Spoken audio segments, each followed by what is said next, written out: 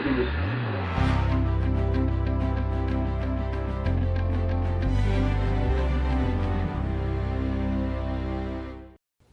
Patrick Murphy, and this is On Track.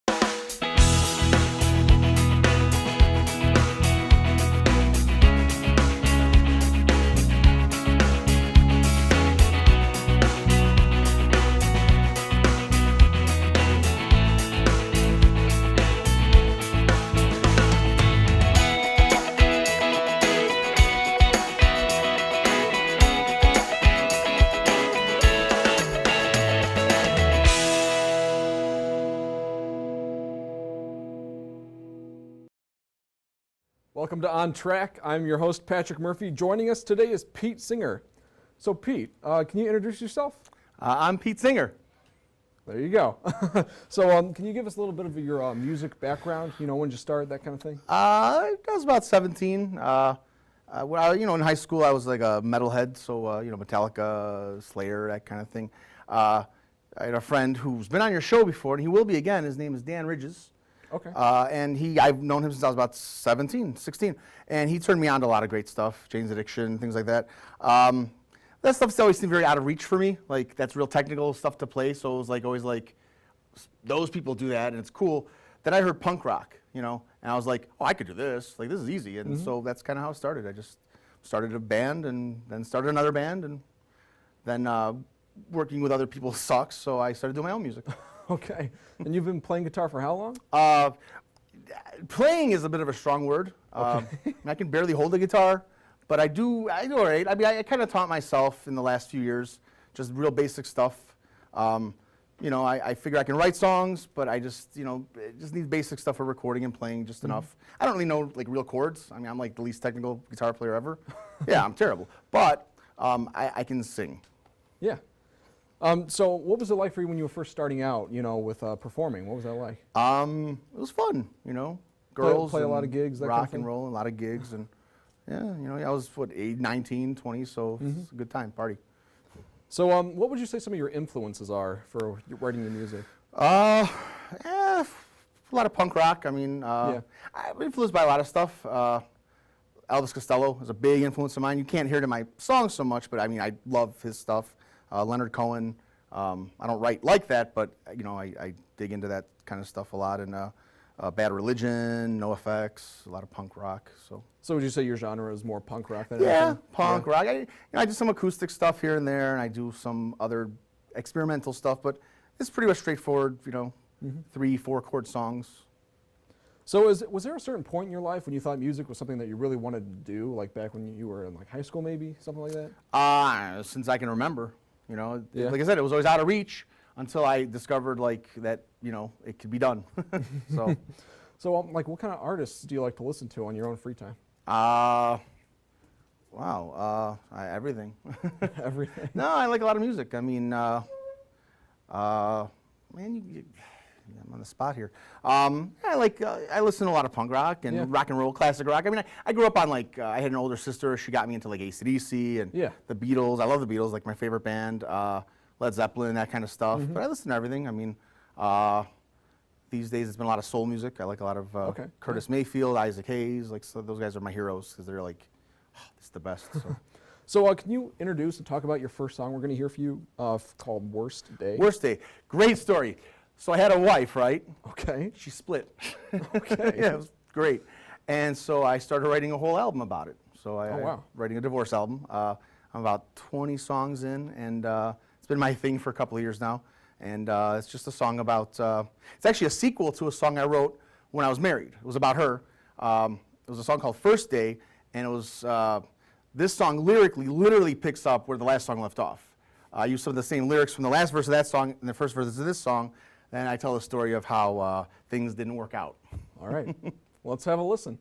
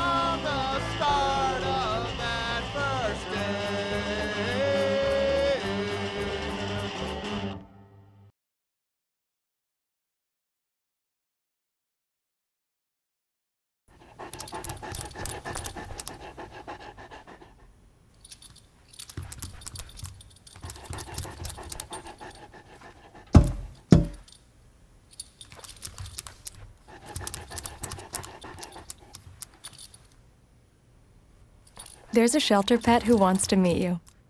Meet one today. Visit theshelterpetproject.org. Adopt.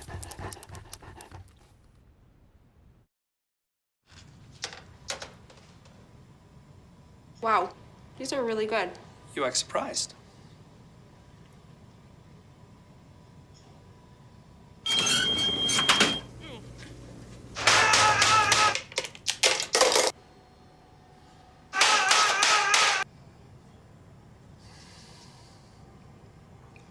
Practice makes perfect. You don't have to be perfect to be a perfect parent. There are thousands of teens in foster care who don't need perfection. They need you.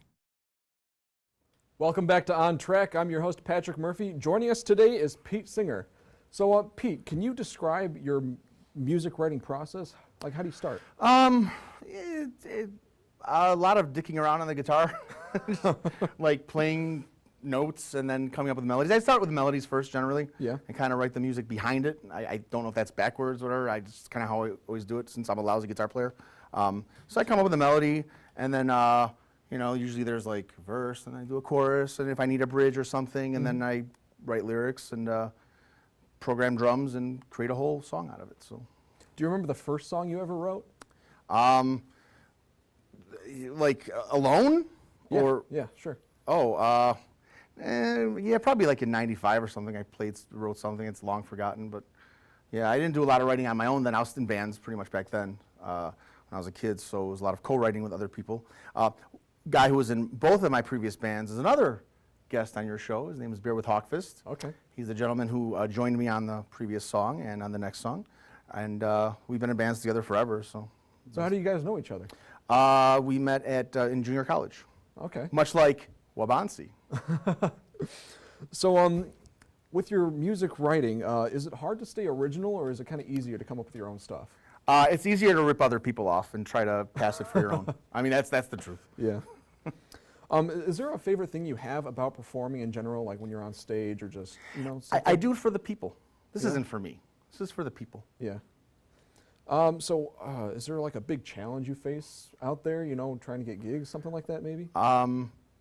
Well, I haven't played a lot of gigs lately. No, it's not too hard. I mean, you send your stuff to people, and if they like you, they book you. And when you come in and like you don't bring any audience, they never book you again, and so you move on to the next club and do the same thing. Okay. So did you like prefer performing by yourself, or were you more comfortable with a group? I like being in a band, to be Yeah. honest. I mean, I've done solo stuff, but I like being in a band. It's just fun. But honestly, like holding a band together sucks. It's hard. So like I just do my own thing. So. So, how long has it been since you actually started writing music? Well, I mean, it's in bands and stuff since about 93, 94. So how would you say your style has kind of developed from then to now? It's regressed. I've gotten much worse. So can you talk about the next couple songs we're going to hear? I think it's called Boob Face. Am I getting that? Yeah, that song and two of the songs today have titles that are references to inside jokes I had with my previous partner. She before she split, you know, the wife, and it's just an inside joke we had, and I just wrote a song, and that lyric just happened, or that title was one I used from the whatever list I had. I was in an extremely dark place, and I felt completely hopeless and bleak, and that was the result. But I wrote it originally as a dirge, a very slow, kind of depressing song. And then, long story short, I accidentally turned it into like this upbeat sort of toe tapping thing, as you'll hear. And I think it works better that way because there's this weird sort of dichotomy between the depressing lyrics and the slow melody, and then like this like toe tapping kind of accordion thing I got going on. So how about the next one, Hung Up? Hung Up. That was actually written when I was still married. But it's just kind of I used to even back then write a lot about relationships and stuff. And it's kind of about that thing where you break up with someone or they break up with you, whatever, and you start getting these mysterious phone calls from blocked numbers. Yeah, we've all been there. And you know who it is. I mean, it's the person you were with, and they're calling for whatever reason. It's a thing that people do, and it kind of becomes this sort of game you play with them almost. They call you, you know who it is, but they're pretending that you don't know that they know, whatever. And there's almost a comfort in it because you know they're still thinking about you. That's why the song's called Hung Up, because they're still kind of hung up on you, you're still hung up on them, and then they hung up the phone. Cool. All right, let's have a listen.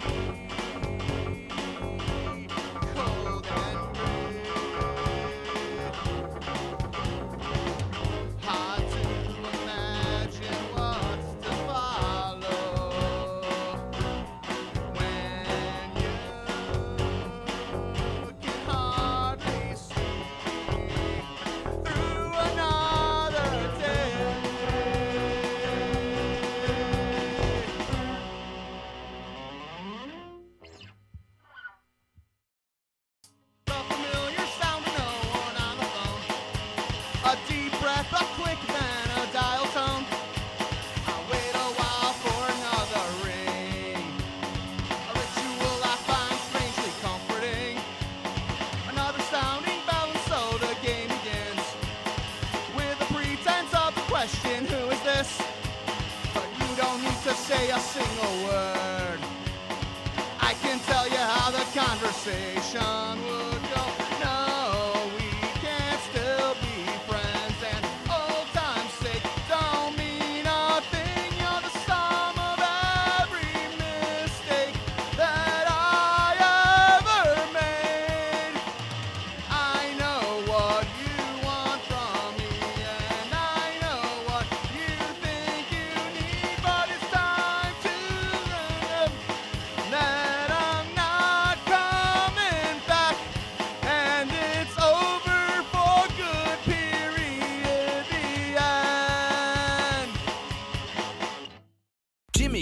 sing, and Tommy can't dance. So we're gonna put some ants in their pants. Aww. Kids will spend 22 minutes watching us, the super duper party troopers, sing about ants in their pants. Isn't that funny? Ants in their pants, they've got ants in their pants, they've got ants in their pants. Brushing for 2 minutes now can save your child from severe tooth pain later.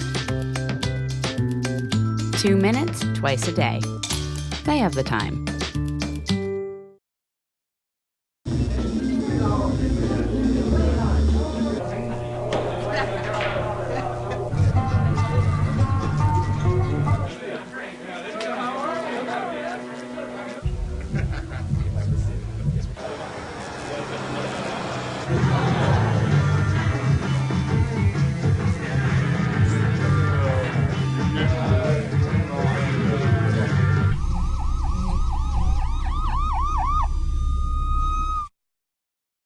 Take a look under your bed. Find stuff under there? What about jobs? No? Now try your closet. Still no jobs, just more stuff? Well, you really have both. See, stuff is defined as household articles considered as a group.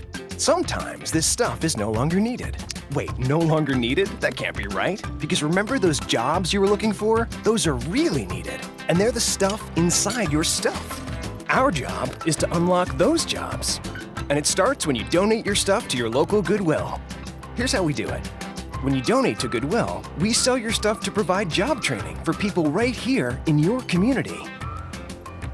So just by teaming up with Goodwill, you help create jobs. And isn't that worth parting with the leftover keytar from your 80s cover band? Goodwill. Donate stuff, create jobs. You're doing great. We're gonna try this again, okay? Okay. Wheels, pedals, handlebar, brakes. Sit up straight, keep your weight in the center, keep your eyes on the road, hands on the grips, button the seat. If we feel ourselves falling, what do? Just keep pedaling. Good girl. Now remember, it's all about balance and steering. Steer with your hands, steer with your body. Steer into the corners and you stay out of trouble. And the bell's your buddy, so go ahead and ding that. All right, you ready? Here we go. Pedal, honey, pedal. There you go, you're a bike rider. Most parenting is hard to do in just 2 minutes. But 2 minutes twice a day making sure they brush is easier, and it could help save them from a lifetime of tooth pain.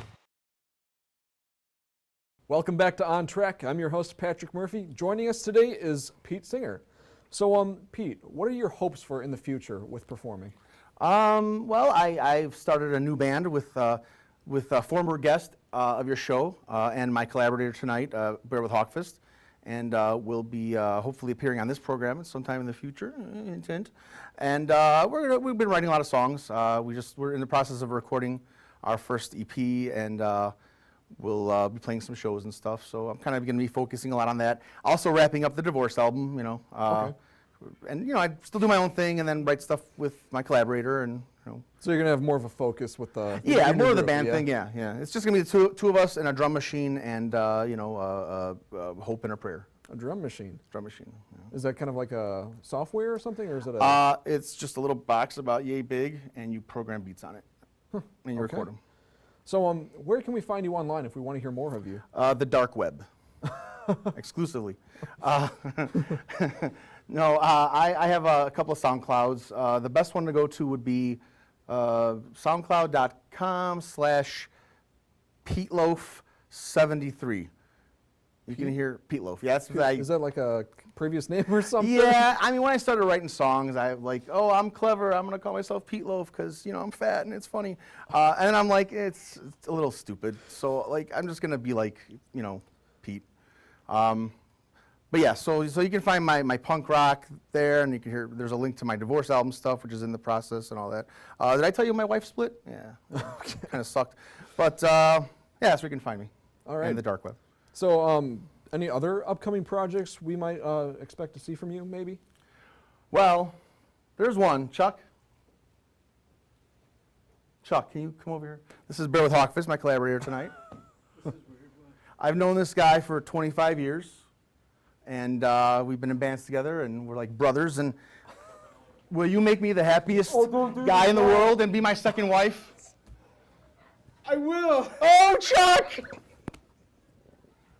Oh, there's nothing in the book. Where's the ring? Oh, right here. Here. Oh my God. guess what?